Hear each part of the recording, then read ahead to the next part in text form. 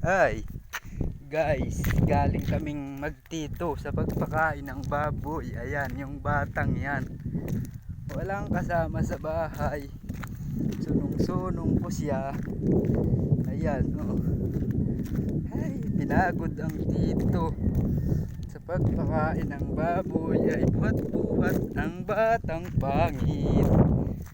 Pangit kasi ang batang yan. Si Jisa na pangit. Pangit ka? Ay hindi po. Hindi po pala. Kainitan. Ay naku po.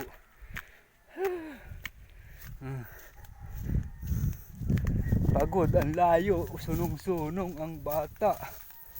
Ay naku po.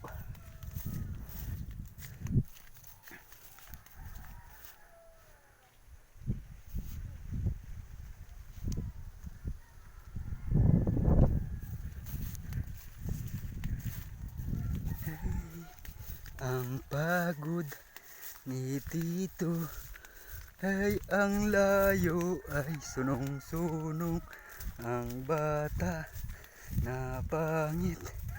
Ay, apo, nakakahingal. Si Jisa na pangit na